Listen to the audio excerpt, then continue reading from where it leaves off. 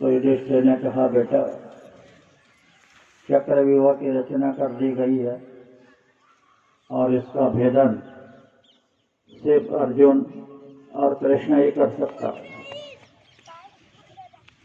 तब उसने कहा, तुम मुझे आदेश दो, मैं चक्रव्यूह में जाना चाहता हूँ। तब युधिष्ठिर ने कहा, नहीं बेटा, तुम छोटे हो, चक्रव्यूह की रचना बहुत विचित्र है। तो अभिमन्यु को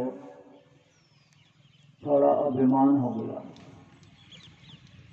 कहने लगा कि हे तात, मैं छोटा जरूर हूँ, लेकिन रणांगण में युद्ध के समय मैं मामा तथा तात से भी नहीं डरता।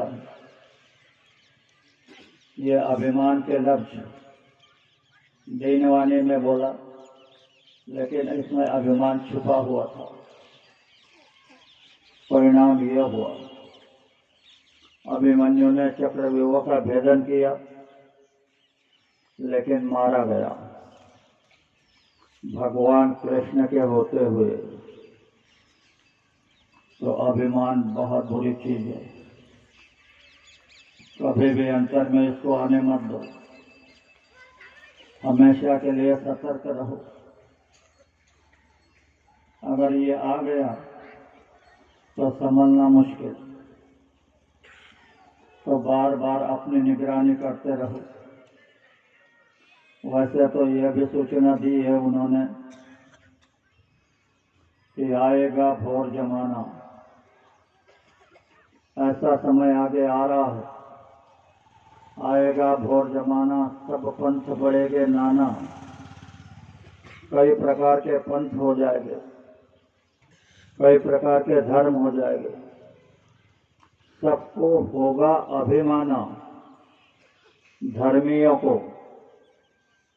धर्म के स्थापक को, वैज्ञानिकों को, लीडरों को, सबको अभिमान होगा, सबको होगा अभिमाना।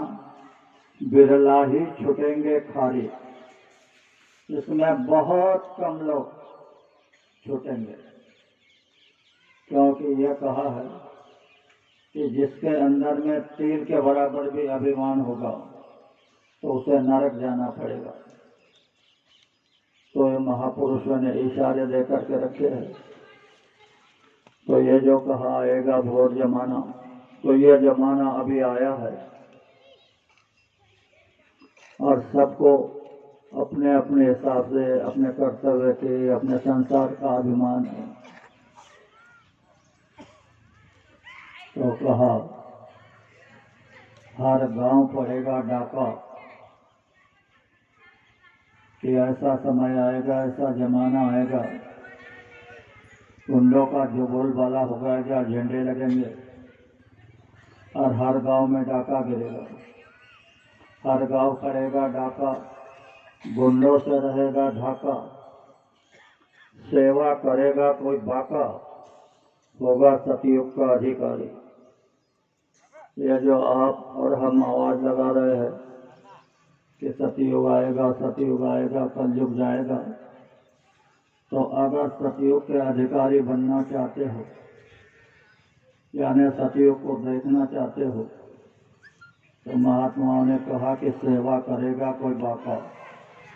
सेवा कोई हर आदमी नहीं कर सकता है। बाका यानी बहादुर, शूर, वही सेवा कर सकता है। और सेवा करोगे तो तुम्हें भीख मांगने की जरूरत नहीं पड़ेगी कि मुझे सतयुग तक रहने दो, द्वारा अधिकार हो जाएगा, काल भी तुम्हारा बाल बाका नहीं कर पाएगा।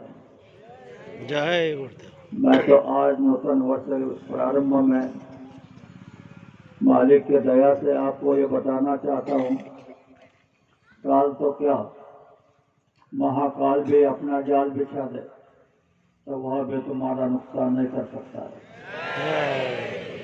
क्योंकि हमारे धनी कोई साधारण नहीं है, ये सभी मंडलों के धनी है।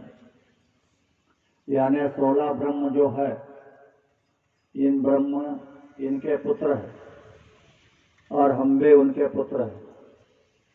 सारे जीवात्माएं जो है उनके पुत्र हैं। इतना ही है कि हम संसार के पचड़े में फंस करके जन्म मरण के चक्कर में आ गए, और वो जो है हमारे भाई, वो सदैव उनका ध्यान कर रहे हैं, अपने अपने स्थान पर बैठ करके उनका ध्यान कर रहे हैं। अगर हम भी हमारे कर्मों को निपट करके खाली 2 घंटे का समय दिया हो, 2 घंटा आप हर रोज 24 घंटों में लगा दोगे, सवेरे 1 घंटा, शाम को 1 घंटा, तो वह मालिक आपकी आवाज को सुनेगा और आपके परिवार की, आपके गांव की रक्षा करेगा।